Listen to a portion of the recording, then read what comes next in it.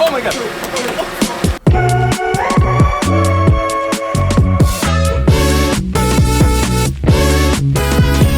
You made a movie. Made a movie.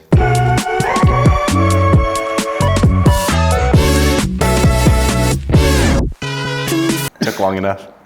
Expound on that. Yeah, we could just skip right over process and go right into Yeah, just do the opposite of what I said we would do. Just go right to the why. Yeah, no, hey, we're finally here. It feels really good to have something made that I'm actually really excited to share with people. Yeah. There were a lot of times throughout the year that I didn't think that would be the case. That I would just kind of make something to make it, maybe be a little detached from it personally, but just make it still. Yeah. By the way, welcome to the BTS. Oh yeah, this is the BTS. There you are. This is Steven.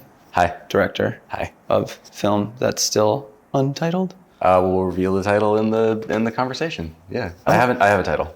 We just wanted to sit down, break down. A lot of BTSs talk about all the gear, which we'll touch on, but not like go deep.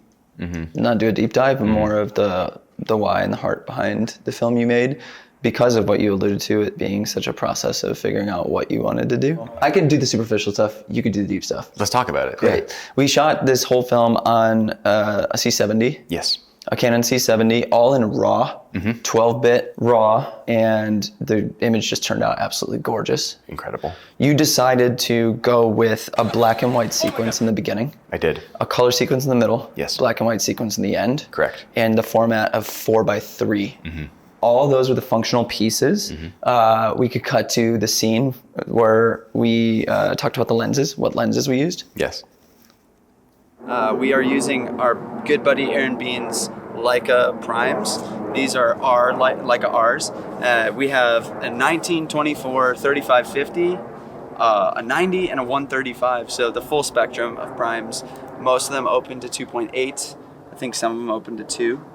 And they're vintage. Some of the aperture rings slip on them, so they start to open up as you shoot it. So you either have to grab a piece of gaff or just hold the aperture ring, which is a bit silly. Yeah, we're just rocking stuff on sticks, on tripod, stable shots with some small movement in the scene, because that's the vibe Steven wants to go for, with just capturing a bunch of scenery. This is one of our favorite places in Chicago, Montrose Harbor. It's very picturesque right now. It's like the last colors of the fall, and we call it like the most beautiful November day ever. It's like 60 degrees right now and sunny. Yeah, hopefully conveying some sort of serenity. Are your arms tired yet? No, I'm chilling. Yeah, dude, you're ripped. This is Chad. Pretty cool lenses, right? It is. Well, yeah, the more and more we are making intentional films, whether it be short films, feature-length films, and we're getting our hands on different types of glass and not just standard RF on a cinema camera, on a Canon camera. We're like, it's like we knew we would always like different kinds of lenses, but having that full case of Bean's primes. Shout out to Aaron for loaning us those lenses for the production, because he owns them. Yeah, really awesome to use that. It really gives a different. It's not just using a vintage lens, but replicating that with modern glass kind of look, where you maybe throw Pro Mist or something on RF glass. It has its own different character, different chromatic aberrations, like all these things that really make it so beautiful. Like, they were so fun to use. Yeah.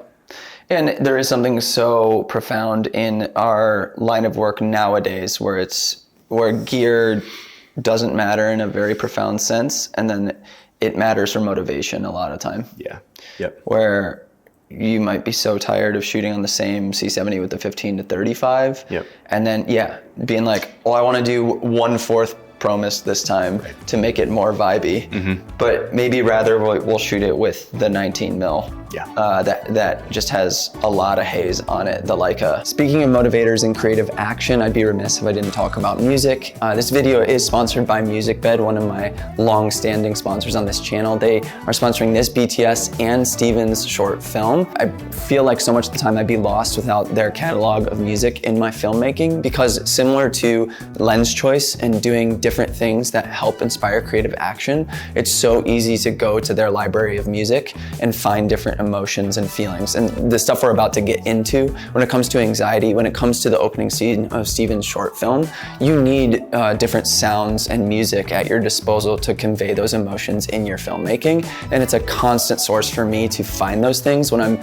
doing the things like I have been this year and challenging myself with deeper and more profound emotions than just joy and happiness and exuberance. So I definitely encourage you to check them out. They're my favorite music licensing platform. You can sign up for a free account. You can hear the difference for yourself. You can use my code, all caps Eric Floberg 23, to get 1 bonus month if you sign up for a paid account. Thank you, MusicBed, for sponsoring this video. And let's get into Steven's feelings. That's a weird way to say that. But I want you to speak a bit about what it felt like to shoot on that day before we dive into story. The Montrose Day. Yeah. Oh, that was fun. It was exactly what I wanted it to be, in that the intention, which I'll get into more, of the film is to have a kind of centered peacefulness to it. And so before we left, I was like, hey, today we're just trying to have a nice, calm, even keel day. And I said that to you, to Gene, and to Chad, the 4 of us as we went out. Like, let's embody the whole spirit of the film. Like, let's just go out and hang. And the fact that we were met with like a saxophone player at Montrose first thing, this felt so serendipitous. That's phenomenal saxophone player. Man, 5 stars. He was so good.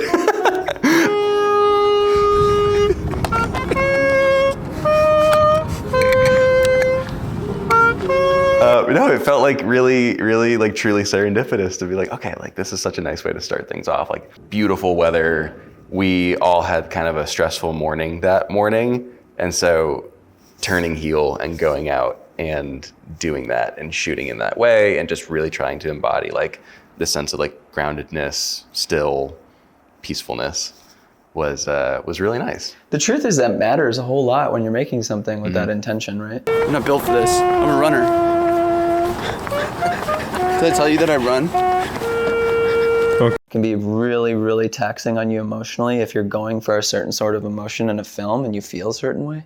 It's sort of like how I needed to prep myself emotionally before we started shooting this.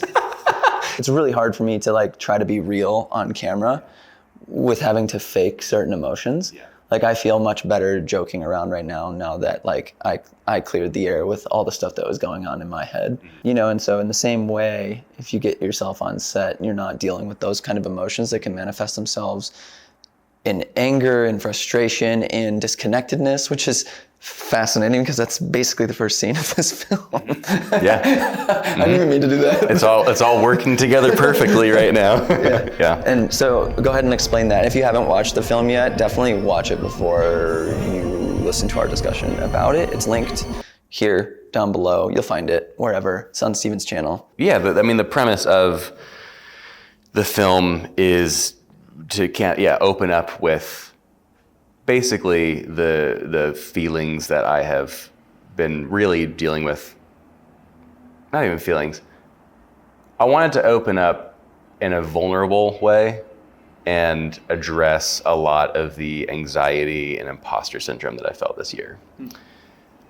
That, again, watching first this will make a lot more sense, but that was the purpose of the kind of like the long take of the beginning, a lot of like sound effects and music, relying on to build tension in the beginning and to really convey how I have felt in a lot of circumstances this year. Going out of that kind of first black and white third of the film, I didn't want to, I guess like overarching vision for this is that I wanted to do something that was personal and deal with something that felt scary to talk about, but I wanted to do it in a way that also had like a redeeming quality to it.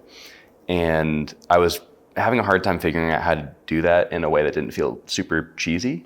Like a lot of things on YouTube do surrounding anxiety. Yeah, like I didn't want to fall into the same tropes or just like copy the same patterns and everything. And I'd written some iterations of scripts that kind of ended up falling down that path because it's easy for it to be like that, like a antidepressant ad that you see. Like, there's a lot of, not to like discredit things like that, but like I just wanted to do something a little different and kind of have my own spin on it. As I had all these iterations and kind of labored over this for months, which is why it took so long to get this out, it occurred to me in the fall, September of 2023, October, around that time, that my own work that I was creating, while also feeling a lot of these feelings and dealing with these issues, were peaceful in and of themselves. Like I was going out and subconsciously creating imagery and videos that were peaceful. And can you give me some examples that we can put on the screen right now? Yeah, the video I made about one of my favorite underrated Kodak film stocks, a short film that I made for our friends at Long Weekend for the release of their new products. I made like a short film out of it instead of like a product launch video, which was fun. A lot of, honestly, like just Instagram feed images from earlier, like fall, like late summer into early fall, like October as well. All trying to kind of get like a sense of like stillness out of them. And I didn't realize I was doing that until kind of like the end of October or so, early November even. And when I realized that, I was like, that's the angle that I can kind of talk about this in, is that I can, in one hand, in that first third of the film, in the black and white portion, acknowledge the real issue that I have, like that problem that's been plaguing me all year, like my anxiety that feeds into my imposter syndrome and how detrimental that can be, but also in the same breath, creating something that I myself in that moment would want to see to regain some kind of groundedness and stillness, which, is kind of like that little moment when I like take a seat and you and Aaron are talking in the foreground and I have this moment of like, hang on, can we change things up? That's even like a little bit of a nod to like speaking up too, and like challenging that imposter syndrome a little bit and actually belonging in that spot to speak up. And then that middle chunk of the film is just imagery that I would want to look at when I'm feeling out of breath, when it feels like it's like hurts to breathe. That's the kind of stuff that I want to look for. I'm thrilled with how it turned out. Like, not only is all the imagery perfect, like I love it so much, but also shooting it with you guys adds like a layer to all of it too. Because now it's not just like stock beautiful footage, it's all footage that has good memories associated with it as well, which is really, really cool. So yeah, that's like the middle chunk and that's all in color. It's funny, originally, kind of going back to what you were talking about with the using different lenses and things to kind of shake things off. Like I originally said I want to do 4x3 in black and white because I just like, I needed to do something to kind of shake the cobwebs off a little bit. Okay, 4x3, definitely cool. But when we went out that day to shoot at Montrose, I was like, the colors are way too good. I kept saying, I think I was saying things like, I'm gonna murder you if you make this all black and white.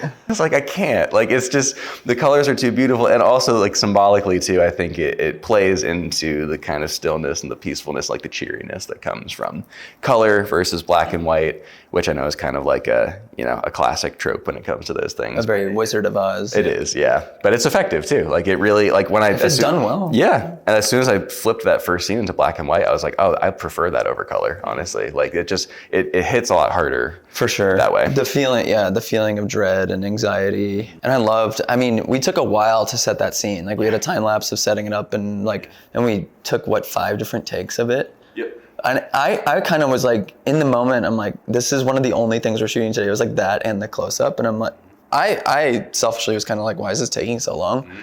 But then once I saw the iterations and like it come together, I was like, okay, I get how important the shot is, because I just didn't really have any context as to like, this is the opening shot that needs to last for like 20 seconds. Yep. It's so hard to deal with your own emotions as you're making something just from scratch.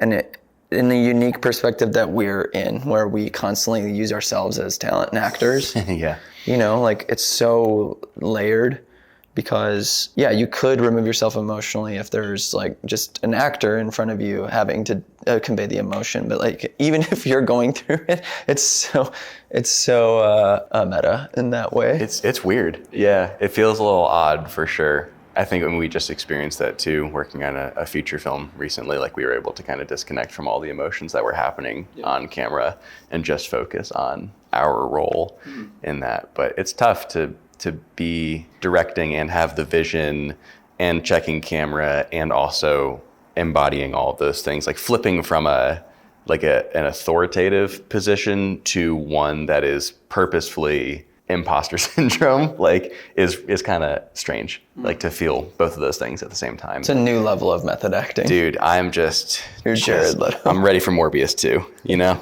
I'm ready. And I guess the last question I have in that regard is like, what do you want people to take away from watching it?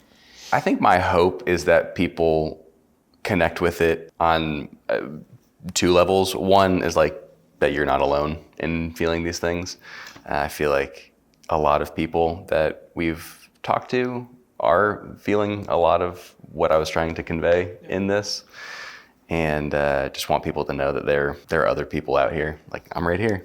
I feel you. Like, I'm with you in that. Just to know that you're not alone in battles like that. And also that there are comforts and there are things that can help. And it's also not like a one and done, like, oh, well, I watched Steven's short film. Now I'm cured. I feel better. You know, like I did it. Great. Like, no, it's going to be like a lifelong kind of, you know, wrestling with it. And there's going to be good days and some bad days, and just having open hands with it and building a community of people around you, of loved ones that you can talk to and kind of share those things with, just like how important that is. And also that, hey, maybe if you are feeling that way and you need to process it, maybe that solution is something inside of you already. Like maybe you can create the thing that's going to bring you comfort in that moment. To not like discredit yourself that like, oh, I'm in such a rut that I'm useless. It's like, no, there's like something, like I felt that way. I felt like I couldn't really do anything that I felt was honest or unique or interesting. But it was in there and I was doing it without even realizing it. So I think there's certainly some value to like just creating the lifeline that you need in a sense. It's like, if you're having a really rough go about it, like there's something that is in you that wants to find a solution. And just listening to that voice and being vulnerable enough to share it and embrace it and just go forward with it. Thanks for making it. Thanks for watching it. You're welcome. What do you do for work? Well, I share my feelings through the medium of filmmaking and then portray them for others to feel better too. I couldn't afford a therapist this year, so I used my sponsor money to make a short film that made me feel better. It's hilarious to me how much time it takes to get it on the car and how you just pull this tab on the side to take it off. That's kind of So horrifying. I hate it. It's just this little nubbin right here. That's it. Falls off the car completely. So don't worry. I was holding it the whole time. Safety first. This thing is actually sick though. I think Braxton said he got off like $150 or something. It holds 45 pounds if you're doing it horizontal, and then probably like half that if you mount it to the side like we did. So this is a super light rig.